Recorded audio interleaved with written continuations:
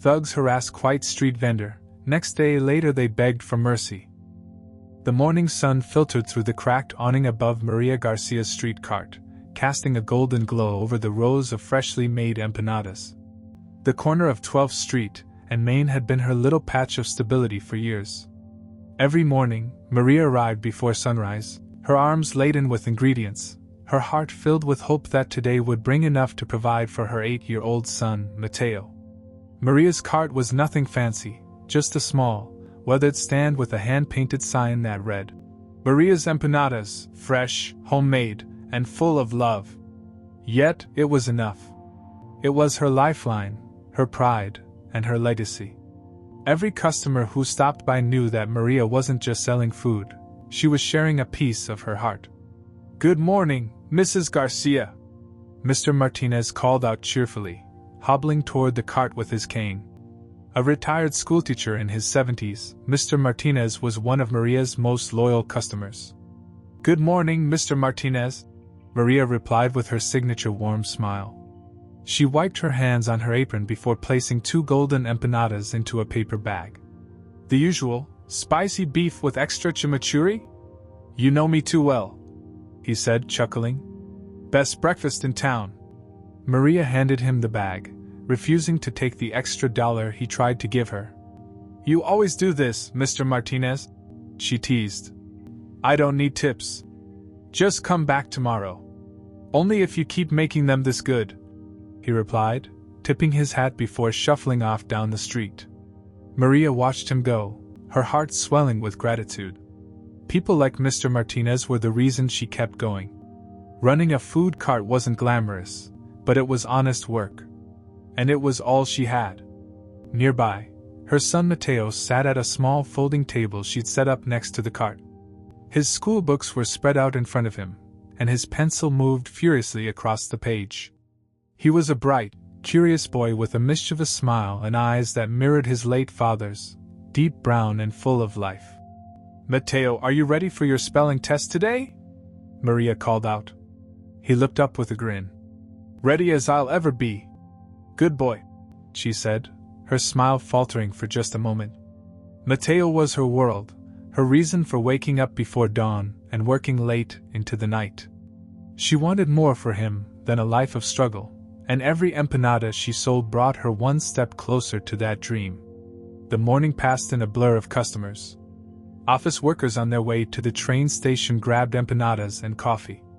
Construction workers ordered in bulk, their laughter filling the air as they joked about the day's work. College students, sleepy-eyed and clutching their textbooks, thanked her for the cheap, hearty breakfasts that kept them going. By noon, the sun was high in the sky, and Maria had sold most of her stock. She leaned against the cart, taking a rare moment to rest. Mateo had finished his homework and was now drawing pictures of superheroes in his notebook. The sound of a motorcycle engine broke the peaceful rhythm of the day.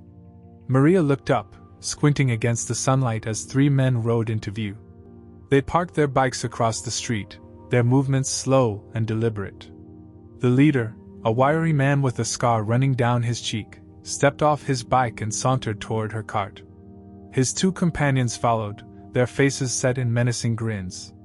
Maria's stomach tightened. She didn't recognize them, but she knew their type. Their leather jackets and scuffed boots screamed trouble, and their eyes gleamed with something darker, opportunism. "Nice setup you've got here," the leader said, his voice oily and mocking. His gaze swept over her cart before landing on her. "Bet it makes good money." Maria straightened, her hands gripping the edge of her cart. "I work hard for every penny," she said evenly. "Yeah, I bet you do," he replied, taking a step closer. "But you know, hard work isn't enough to keep a place like this running. You need protection." Maria's heart sank. She'd heard stories of vendors being targeted by gangs, forced to pay for protection they didn't need. She'd always hoped it wouldn't happen to her. "I don't need protection," she said firmly, though her voice wavered just enough for the man to smirk. "Oh, I think you do," he said, leaning on the cart as if he owned it. "See, accidents happen all the time. Somebody could knock this thing over, or maybe one of those fancy pots of yours could go missing. Leave her alone." A small voice piped up. Matteo had stood up, his fists clenched at his sides. He looked tiny compared to the thugs, but his eyes blazed with defiance. The leader chuckled. "This your kid? Brave little guy." "Matteo," Maria said sharply, motioning for him to sit down. She turned back to the man, her voice hardening. "Take your threats somewhere else. I'm not interested." The man's smirk vanished. He reached out and knocked over a tray of empanadas, sending them tumbling to the ground. "We'll be back tomorrow," he said coldly. "Have the money ready. And next time, keep the kid out of it." As the men walked away, Maria stood frozen, her chest heaving. Matteo ran to her side, his small hands clutching hers. "Mama, are you okay?" "I'm fine," she said, though her voice cracked. She knelt to pick up the fallen empanadas, her hands trembling. The sight of her hard work scattered across the dirty pavement brought tears to her eyes, but she blinked them back. "Mama, what are we going to do?" Matteo whispered, his voice laced with fear. Maria hugged him tightly. "Don't worry, mi amor. We'll figure this out. I promise." That night, after she had closed the cart and tucked Matteo into bed, Maria sat alone at the kitchen table. Her mind raced with thoughts of what might happen if the thugs returned. She couldn't afford to pay them, but what choice did she have? If they destroyed her cart, she'd lose everything. Her eyes fell on a photograph on the wall, a picture of her and Matteo, taken on his first day of school. He was grinning from ear to ear, his tiny backpack almost too big for his small frame. Maria stared at the photo, her resolve hardening. She wouldn't let fear control her. Not for Matteo's sake. Not for hers. Somewhere in the depths of her worry, an idea began to take shape. She wasn't alone. She had built more than a business, she had built connections. People in the neighborhood cared about her, just as she cared for them. Maybe, just maybe, they could help. Maria took a deep breath, wiped away her tears, and reached for her phone. It was time to fight back. Maria stood at her cart the next morning, the early rays of sunlight glinting off the metal counter. The scent of fresh dough and simmering sauces filled the air, as it always did. On the surface, everything seemed normal, but Maria's mind was far from calm. The memory of the previous day's threats lingered like a dark cloud. Every motorcycle that roared in the distance made her heart race, and every unfamiliar face in the crowd sent a jolt of fear through her. She forced herself to smile as Mr. Martinez approached. "Good morning, Mrs. Garcia," he greeted, his usual cheerful tone intact. But as he reached into his pocket for change, his gaze narrowed. "Are you all right? You look troubled." Maria hesitated. Should she tell him? Sharing her worries might make her feel less alone, but it could also bring unwanted attention to her supporters. After all, the thugs had made it clear that she and Matteo were their targets. "I'm fine, Mr. Martinez," she said, though her voice lacked conviction. "Just a little tired." Mr. Martinez frowned but didn't press further. "Well, let me know if you need anything," he said, handing over his payment. "And don't forget to take care of yourself." As he walked away, Maria couldn't help but feel a pang of guilt. She'd always been the kind of person who tried to handle everything on her own. But this time, the problem seemed too big to face alone. Her next customer, Elena, arrived not long after. A nurse at the local hospital, Elena often stopped by for breakfast before her shift. Her sharp eyes immediately picked up on Maria's unease. "Maria, is something wrong?" Elena asked, her voice soft but insistent. Maria glanced around, ensuring no one was within earshot. Then, in a low voice, she told Elena about the thugs' demands. By the time she finished, Elena's expression had hardened with anger. "They're extorting you?" Elena said, her voice rising slightly. "This is unacceptable." "Sure," Maria hissed, glancing around nervously. "I don't want them to see us talking about it." Elena folded her arms, her jaw tight. "You shouldn't have to deal with this alone, Maria. Have you called the police?" Maria shook her head. "What if it makes things worse? They might hurt me or Matteo."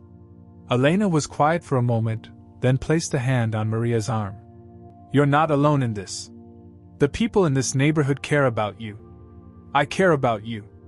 If we work together, we can figure out a way to stop them." Maria's eyes filled with tears, though she quickly wiped them away. "Thank you, Elena. That means so much." As the day went on, Maria began to notice small signs of support from her other customers. Diego, a burly construction worker who often ordered lunch from her cart, lingered longer than usual, his eyes scanning the street as if on the lookout for trouble. A young woman named Sophia, who worked as a paralegal, asked Maria if she needed help with any legal paperwork.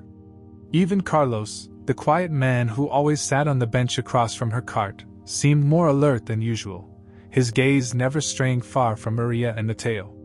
Still, the unease in Maria's chest refused to subside. The thug's threats had shaken her deeply, and she couldn't shake the feeling that something worse was coming. Her fears were confirmed later that afternoon. The sun was beginning to dip below the horizon, casting long shadows across the street. Maria was packing up her cart when she heard the now familiar growl of motorcycles. Her stomach churned as Scarface and his two accomplices rolled up to the curb, their engines rumbling like a storm about to break. "Well, well," Scarface said, dismounting his bike. "Looks like you're still here." Maria straightened, her hands trembling as she tried to project confidence. "I told you yesterday, I don't need protection." Scarface's smirk widened. "You don't get it, do you?" He stepped closer, his boots crunching on the pavement. "This isn't a negotiation, lady. You pay us, or things start getting messy." One of the other thugs, a stocky man with a shaved head, picked up a tray of empanadas and flung it to the ground. The third thug, a lanky man with a snake tattoo curling around his neck, leaned against the cart, his arms crossed as if daring Maria to stop him. "Please," Maria said, her voice cracking. "This is my livelihood. Don't do this." Scarface leaned in, his face inches from hers. "Then maybe you should have listened the first time." Before Maria could respond, Mateo appeared at her side, his small frame trembling but his eyes blazing with defiance. "Leave my mom alone!" he shouted, his voice high and firm. Scarface turned his gaze to Mateo and laughed. "Cute kid. Got some guts." "Mateo, go inside," Maria said quickly, trying to shield him with her body. "No," Mateo said stubbornly. "They can't do this to you." "Listen to your mom, kid," Scarface said, his grin darkening. "Wouldn't want you to get hurt." At that moment, Maria's fear turned to anger. She stepped forward, her voice steady despite the tears threatening to spill. "You've made your point. Now leave us alone." For a moment, Scarface seemed taken aback by her boldness. But then his smirk returned. "We'll be back tomorrow," he said, turning toward his bike. "And you'd better have our money. Or else." As the men roared away, Maria collapsed onto the sidewalk, her hands covering her face. Mateo knelt beside her, his small arms wrapping around her shoulders. "I'm sorry, Mama," he whispered. "I just wanted to help." Maria hugged him tightly, her heart breaking at the sight of his tears. "It's not your fault, Mateo. None of this is your fault." As they sat there, a shadow fell over them. Maria looked up to see Carlos, the quiet man who had been sitting on the bench across the street. He offered her a hand, his expression calm but determined. "You're a good woman, Maria," Carlos said. "You don't deserve this." Maria hesitated, then took his hand. "Thank you." Carlos helped her to her feet, his gaze flickering to Mateo. "You're brave, kid," he said. "But your mom's right. This isn't your fight." Maria's lips quivered as she looked up at Carlos. "I don't know what to do. They're going to ruin everything." Carlos placed a reassuring hand on her shoulder. "You're not alone. Trust me." Before Maria could ask what he meant, Carlos walked away, his phone already in his hand. Maria watched him go, a spark of hope flickering in her chest. Maybe, just maybe, help was closer than she realized. Maria stared at her cart as the sun dipped below the horizon, painting the streets of Riverstone in shades of amber and crimson. Her hands trembled as she packed the last of her supplies, her mind racing. The threats from the thugs were more than words now. They were promises of destruction. She couldn't let this go on, not for herself and certainly not for Matteo. As she walked home that evening, Matteo held her hand tightly, sensing her fear but saying nothing. His usual chatter was replaced by a quiet determination, his small steps matching hers as they navigated the winding streets. Maria's heart ached with guilt. Matteo deserved a life free from fear, and she was failing to give it to him. When they arrived at their small apartment, Maria sat Matteo down at the table with his homework while she brewed a cup of tea. She needed to think. The faces of her customers flashed through her mind, people who had always been kind to her, people who had stood by her through her struggles. Could they help her now? The memory of Carlos standing over her earlier that day, his hand outstretched and his calm words reassuring her, replayed in her mind. "You're not alone," he had said. For the first time since the thugs appeared, Maria felt a glimmer of hope. She picked up her phone, hesitating for a moment before dialing a number. Mr. Martinez answered on the second ring, his warm voice instantly comforting. "Maria, is everything all right?" he asked, concern lacing his tone. "Mr. Martinez," she began, her voice trembling. "I need your help." By the next morning, word of Maria's situation had spread through the neighborhood. Mr. Martinez, true to his nature, had wasted no time in rallying the community. When Maria arrived at her cart that day, she was greeted by Elena, the nurse, who stood by with a determined expression. "I'm not leaving your side," Elena said firmly. "You need someone to watch your back." Before Maria could respond, Diego, the burly construction worker, arrived with a toolbox in hand. "I heard what happened," he said, setting his tools down by the cart. "If they come back, they'll have to get through me." Maria's heart swelled with gratitude. "Thank you," she said, her voice barely above a whisper. As the day went on, more familiar faces stopped by, offering their support in quiet but meaningful ways. Elena, the nurse, brought her cousin, a lawyer named Sophia, who began drafting a formal complaint. A group of college students who often bought snacks from her cart handed her a small envelope of cash, insisting it was a contribution to help her rebuild if anything happened. Even Carlos made an appearance, sitting on his usual bench across the street. This time, however, he wasn't alone.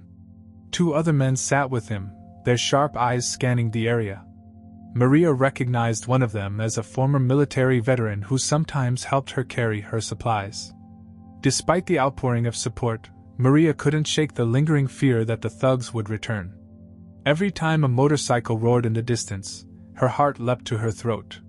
She worked through the day with a nervous energy, glancing over her shoulder more often than usual. Late in the afternoon, as the crowd around her cart began to thin, Carlos approached. He was a quiet man, always polite, but there was an air of authority about him that Maria couldn't ignore. "You're handling this well," he said, his voice steady. "But you need more than community support." Maria frowned. "What do you mean?" Carlos glanced around before leaning in slightly. "I've been making some calls. These men, the ones threatening you, they're small time, but they're connected. If we don't stop them now, they'll keep coming back." Maria's stomach churned. "What can I do?" "I can't fight them." Carlos nodded. "You don't have to. That's why I called in a few favors." Before Maria could ask what he meant, a sleek black SUV pulled up to the curb. A tall woman in a sharp suit stepped out, her eyes scanning the street before settling on Maria. She approached with a confidence that made Maria's nerves spike. "Maria Garcia?" the woman asked, extending a hand. "I'm Detective Andrea Reyes.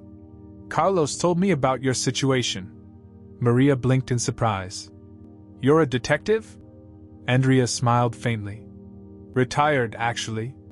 But I still have friends in the department, and I still know how to handle troublemakers like the ones bothering you." For the first time in days, Maria felt a surge of relief. "I don't know how to thank you," she said, her voice breaking. "Don't thank me yet," Andrea replied. "These men aren't just going to walk away. We need to be smart about this. That's where your community comes in. Andrea's plan was simple but effective.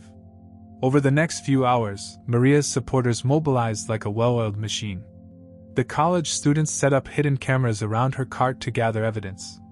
Diego installed reinforced locks and bolted down the cart's wheels, ensuring it couldn't be overturned easily. Elena reached out to local shop owners, who agreed to keep an eye on Maria and report any suspicious activity. Meanwhile, Carlos and Andrea worked behind the scenes, compiling information on the thugs and their network. Andrea promised Maria that she wouldn't rest until the men were brought to justice. By the time Maria closed her cart that evening, she felt a renewed sense of hope. The fear that had consumed her was still there, but it was tempered by the knowledge that she wasn't facing this alone. As she walked home with Mateo, her mind buzzed with gratitude for the people who had rallied around her. "Mama," Mateo said as they reached their apartment. "Are we going to be okay?" Maria knelt in front of him, cupping his face in her hands. "Yes, mi amor," she said, her voice filled with determination. "We're going to be okay. I promise." That night, as Maria lay in bed, her phone buzzed with a message from Carlos. It was a single sentence, but it sent a wave of reassurance through her. "We're ready for them." The words lingered in her mind as she drifted off to sleep, her heart lighter than it had been in days.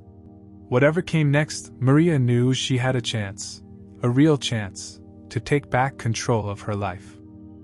The next day started quietly. The morning air was crisp, and the neighborhood was alive with its usual buzz, children hurrying to school, commuters rushing to catch the bus, and Maria setting up her cart under the warm golden light of sunrise. Yet, beneath the surface, a quiet tension simmered. Everyone who knew about the threats was on edge, waiting for the inevitable return of the thugs. Maria's heart beat faster as she arranged her trays of empanadas, trying to focus on the task at hand. Mateo sat beside her, flipping through a picture book, his young face untroubled, for now. Maria prayed it would stay that way. By mid-morning, her usual customers began to trickle in. Mr. Martinez stopped by first, followed by Elena and Diego. They lingered near the cart longer than usual, their presence comforting yet a constant reminder of the looming threat. "You're doing great," Elena said, handing Maria her payment. "Don't let them see your fear." Maria nodded, grateful but still nervous. "I'll try." Carlos sat on his usual bench across the street, his sharp eyes scanning the area. Next to him was Detective Andrea Reyes, casually dressed in jeans and a jacket, but every bit as alert. Diego stood nearby, pretending to check his phone but keeping an eye on every passing motorcycle. By late afternoon, the tension reached its peak. The sound of roaring engines echoed down the street, and Maria felt her stomach twist into knots. She didn't need to look up to know who it was. The thugs were back. Scarface led the group, his leather jacket glinting in the sunlight.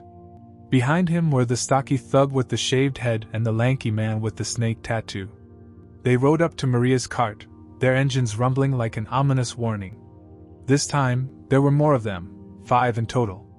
They dismounted their bikes, their boots thudding against the pavement as they approached. Well, look who's still here," Scarface sneered, his grin wide and cruel. "I thought we made ourselves clear, Senora." Maria's hands trembled, but she forced herself to stand tall. "I told you, I don't need your protection." Scarface's smirk vanished. He leaned closer, his voice low and menacing. "You're making this harder than it needs to be." One of the new thugs, a wiry man with a jagged scar across his arm, grabbed a tray of empanadas and threw it to the ground. The sound of the metal clattering on the pavement made Maria flinch, but she didn't back down. "Hey!" Diego's voice boomed as he stepped forward, his massive frame casting a long shadow over the thugs. "That's enough." Scarface turned slowly, sizing Diego up. "And who are you supposed to be? Her bodyguard? Just someone who doesn't like bullies," Diego replied, his tone even but firm. The other thugs exchanged glances, their hands twitching toward their belts. Tension crackled in the air like a live wire, ready to snap at any moment. Before things could escalate, Carlos and Andrea appeared. Carlos approached calmly, his hands in his pockets, while Andrea stood back, watching with a keen eye. "Gentlemen," Carlos said, his voice calm but authoritative. "You've made your point. Now it's time to leave." Scarface narrowed his eyes. "And who are you?"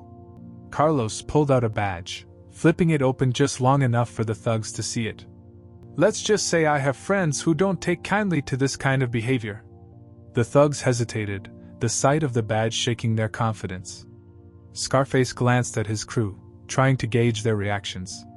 But before he could make a move, Andrea stepped forward, her presence commanding.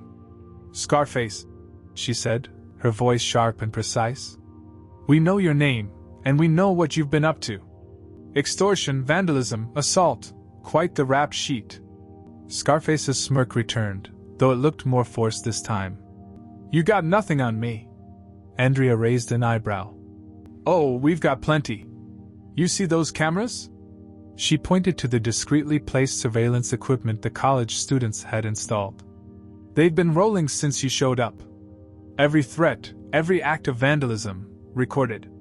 The lanky thug with the snake tattoos shifted uncomfortably, his confidence wavering. "Boss, maybe we should." "Shut it," Scarface snapped, but his bravado was cracking. Maria watched the scene unfold, her fear giving way to a spark of hope. The neighborhood wasn't standing by this time. People were watching from windows and doorways, their quiet presence a testament to their support. Scarface turned back to Maria, his face twisting with frustration. "You think this is over?" he spat. "We'll be back." "No, you won't," Andrea said, stepping closer.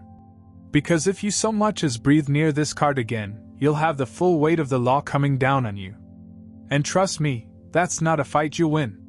For a moment, it seemed as though Scarface might lash out. But then he looked around, realizing he was outnumbered and outmaneuvered. His crew was visibly shaken, their bravado all but gone. "Let's go," Scarface growled, mounting his bike. "This isn't worth it." One by one, the thugs followed suit, their engines roaring to life as they sped off down the street.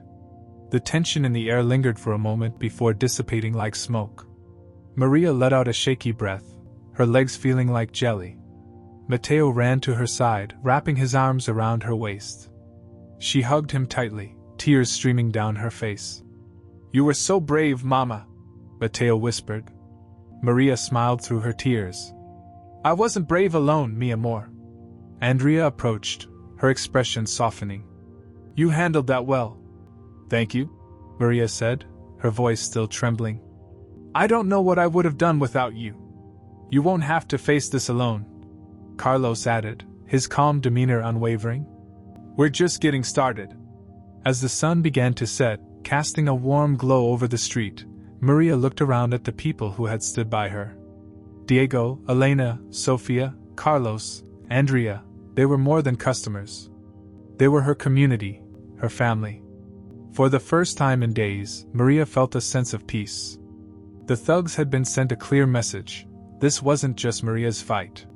It was the neighborhood's fight, and together, they were stronger than fear.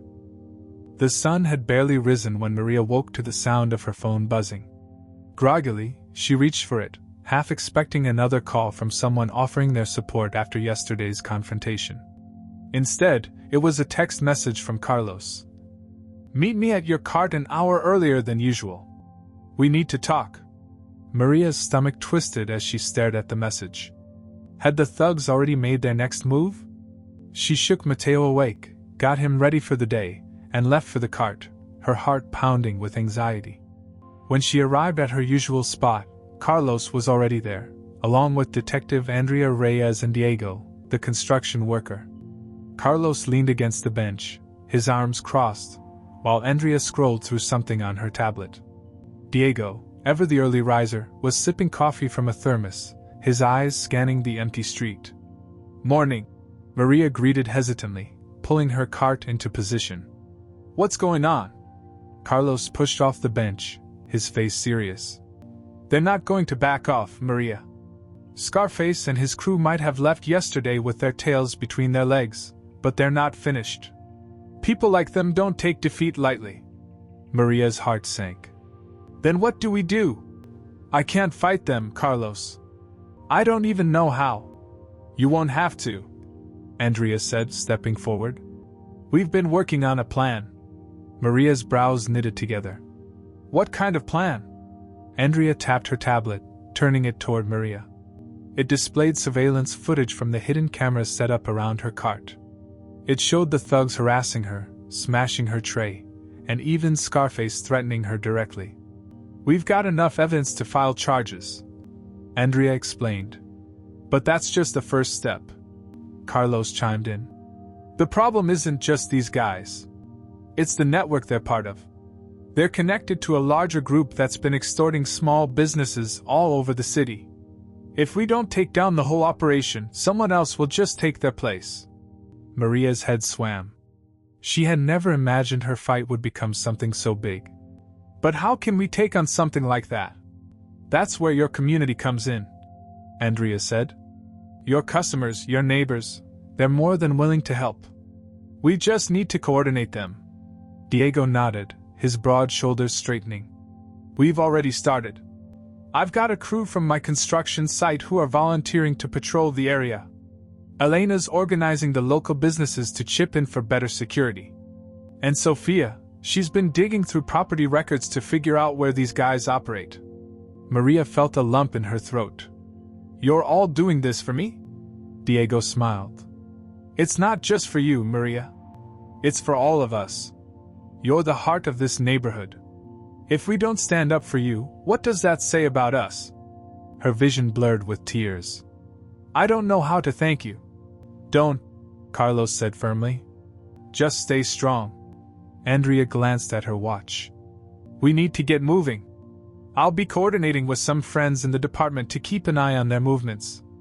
But Maria, we'll need you to keep doing what you do. Stay visible. Don't let them think they've scared you off.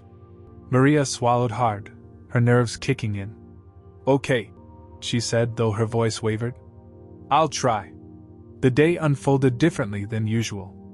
Maria's cart was busier than ever, not because of the thugs, but because of the community rallying around her. Customers stopped by not just for empanadas but to check on her, to offer words of encouragement, and to show their support in any way they could. Maria, you're inspiring all of us, said Mr. Martinez as he sipped his coffee beside her cart. It's been a long time since I've seen this neighborhood so united. Maria smiled, though she still felt the weight of the situation pressing down on her. I just want it to be over, she admitted. It will be, Mr. Martinez said with quiet certainty. They've underestimated what this community can do. From across the street, Carlos watched everything unfold. He wasn't alone. His two friends, one a retired military strategist and the other a tech-savvy former private investigator, were quietly coordinating with Andrea. They monitored the footage from the hidden cameras, made notes about the thugs' patterns, and shared updates with Sophia, who was still gathering critical information. As the afternoon wore on, Maria noticed a change in the atmosphere. Where there had once been fear, there was now a quiet sense of strength. Neighbors who hadn't spoken to each other in months were now talking, sharing ideas, and working together to support her. Even Mateo seemed to sense the shift. Mama, he said, tugging on her apron. Are we winning? Maria knelt to his level, cupping his face in her hands. We're not fighting, mi amor. We're just standing up for what's right. But that's kind of like winning, right? He asked, his eyes bright with hope. Maria laughed softly, pulling him into a hug. Yes, Mateo. It is. That evening, as Maria packed up her cart, she felt a sense of cautious optimism. The thugs hadn't shown up that day, and the neighborhood felt safer than it had in weeks. But she knew the battle wasn't over. As she walked home with Mateo, her phone buzzed with another message from Carlos. Their warehouse is on the edge of town. We're closing in. Stay ready. Maria read the message twice, her pulse quickening. She didn't know what closing in meant, but she trusted Carlos and Andrea to handle it. When she reached her apartment, she tucked Mateo into bed, whispering reassurances to him that everything would be fine. Then, she sat at the kitchen table, staring at her phone. The community had rallied around her, the thugs had been pushed back, and the plan was in motion. But Maria couldn't shake the feeling that the worst was yet to come. As if sensing her unease, her phone buzzed again. This time, it was a message from Elena. "You're not alone, Maria. Rest tonight. We've got your back." Maria exhaled slowly, her shoulders relaxing for the first time all day. Whatever came next, she wouldn't face it alone. For the first time in days, she allowed herself to believe that they might actually win this fight, not just for her, but for everyone who called the neighborhood home. The next morning, Maria woke with a strange mix of nervousness and resolve. The community's efforts had given her hope, but Carlos's cryptic message about the warehouse lingered in her thoughts. What did he mean by closing in? Were they planning something dangerous? She shook the questions from her mind and focused on her routine. There was work to be done, and she couldn't let fear stop her. As she set up her cart, she noticed Carlos sitting on his usual bench, looking particularly focused. Beside him was Detective Andrea Reyes, her sharp eyes scanning the street as she tapped notes into her phone. Their presence reassured Maria, though she could sense the weight of something unspoken hanging in the air. "Morning, Carlos." "Andrea," she greeted, arranging the first tray of empanadas. "Busy day ahead?" Carlos nodded, his expression serious. "Busy, yes. But productive." Andrea stepped closer, lowering her voice. "We've got an update, Maria. The warehouse Scarface and his crew operate out of isn't just their hideout, it's a hub for their entire network. Extortion money, stolen goods, even drugs, they're running everything from there." Maria's stomach turned.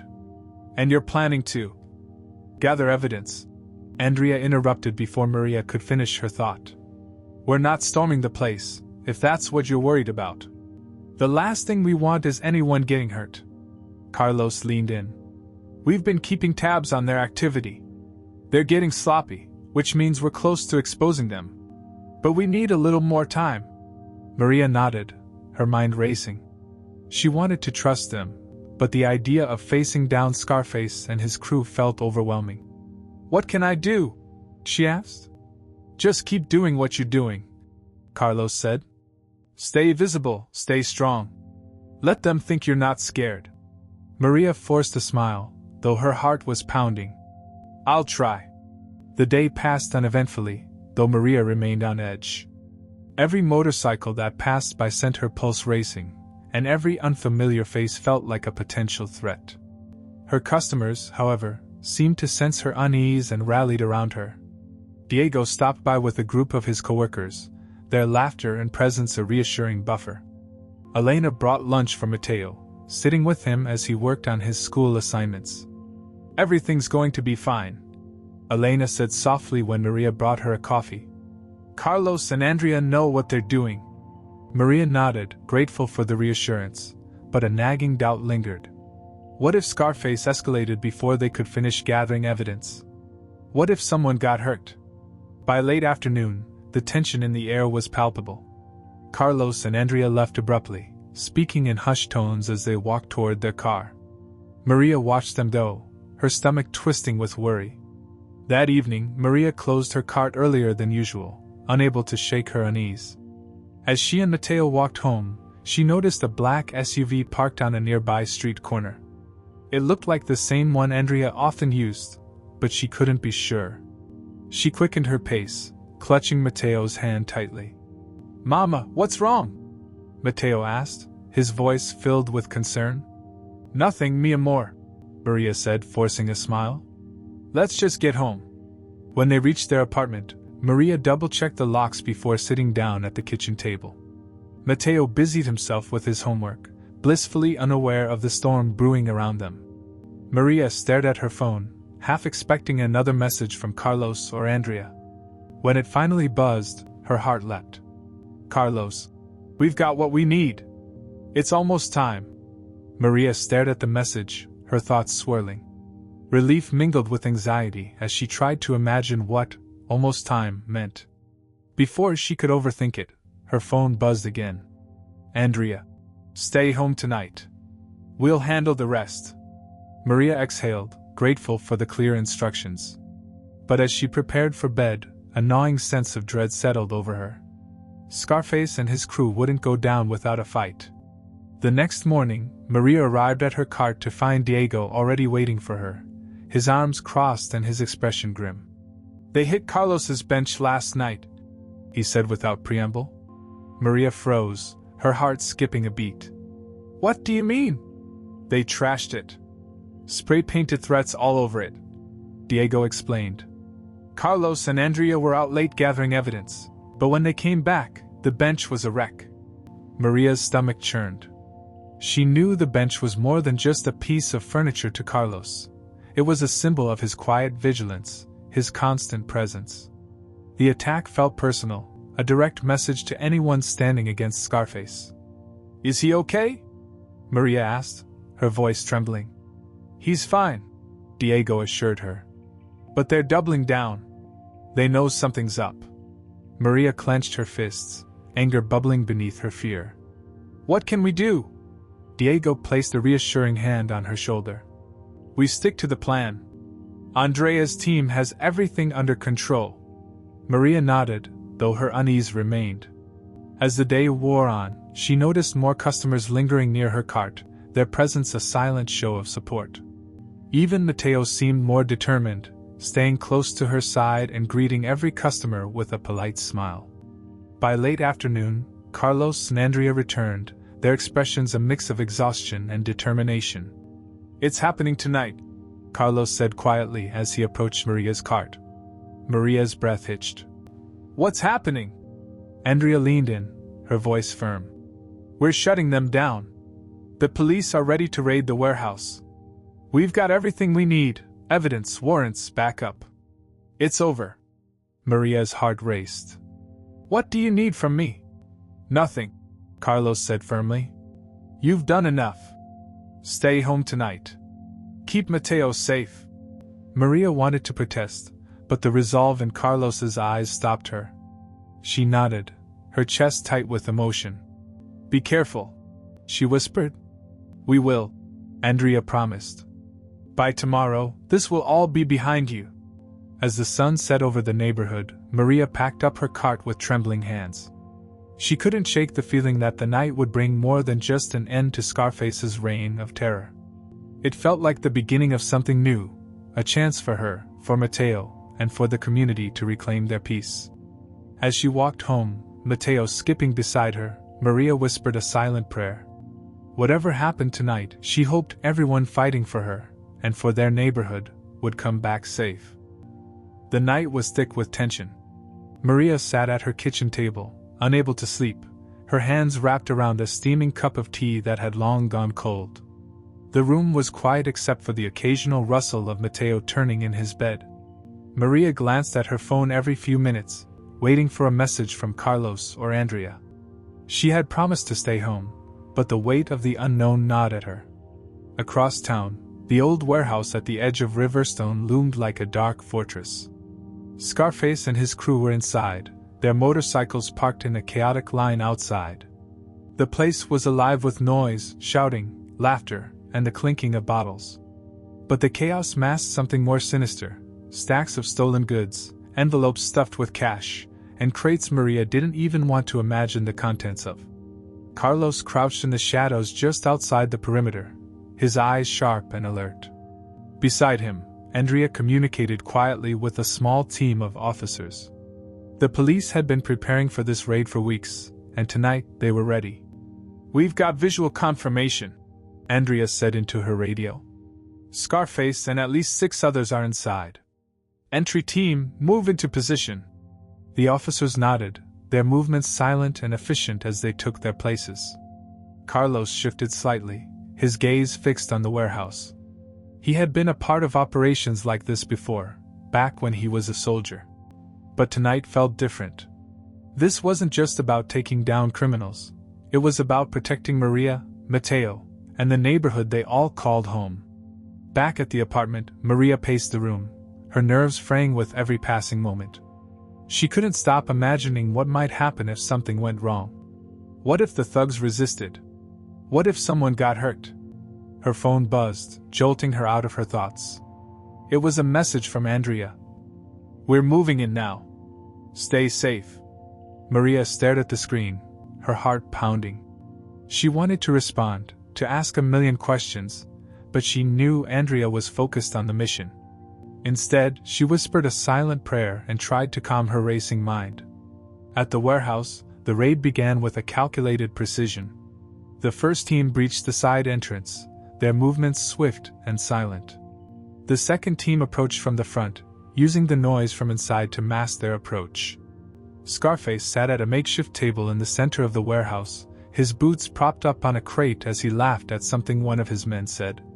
He didn't notice the shadowy figures closing in until it was too late. "Police! Hands where we can see them!"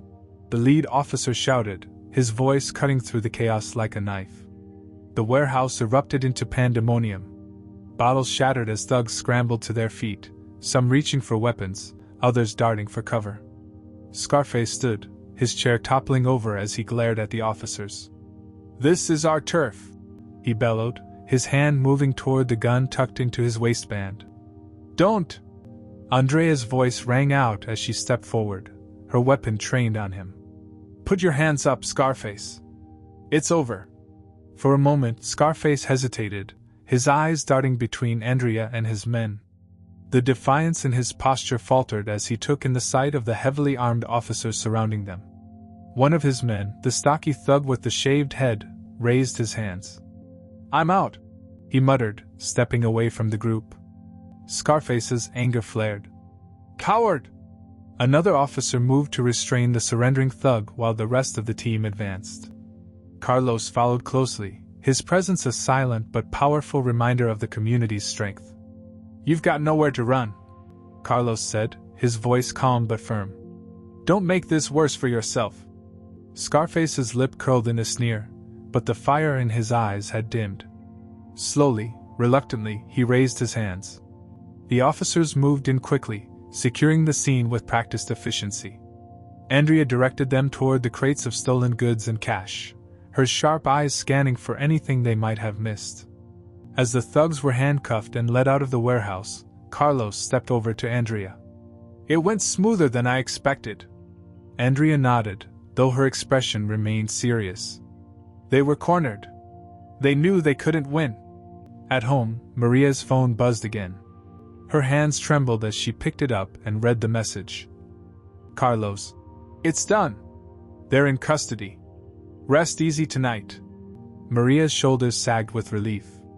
She sank into her chair, tears streaming down her face as the weight of the past few days lifted. Mateo, who had woken at the sound of her gasp, padded over to her, rubbing his sleepy eyes. "Mama, what's wrong?" he asked. Maria pulled him into her arms, holding him tightly. "Nothing's wrong, mi amor. Everything's going to be okay now." The next morning, the news spread like wildfire. The warehouse raid had been a success, and Scarface and his crew were in police custody. The stolen goods and illicit cash had been recovered, and the neighborhood's biggest threat was finally gone. Maria arrived at her cart to find a small crowd waiting for her. Mr. Martinez, Elena, Diego, and even Sofia were there, their faces beaming with pride. "You did it," Elena said, hugging Maria tightly. "You stood your ground." "No," Maria replied, her voice thick with emotion. "We did it. All of us." Carlos and Andrea arrived a short time later, both looking tired but satisfied. Carlos handed Maria a cup of coffee, a rare smile on his face. "It's over." "Thank you," Maria said, her eyes brimming with tears. "For everything." Andrea nodded. "You were the heart of this, Maria. Your strength brought everyone together." As the morning wore on, customers stopped by not just for empanadas but to congratulate Maria and celebrate the community's victory. For the first time in days, Maria felt a sense of peace. The fear that had haunted her was gone, replaced by a deep gratitude for the people who had stood by her. As she worked, Mateo played nearby, his laughter filling the air. Maria glanced at him and smiled, her heart swelling with hope. Their fight wasn't just about her cart, it was about ensuring a better future for him, for everyone. The neighborhood had faced its darkest hour and emerged stronger. Together, they had proven that even in the face of fear, unity and courage could prevail.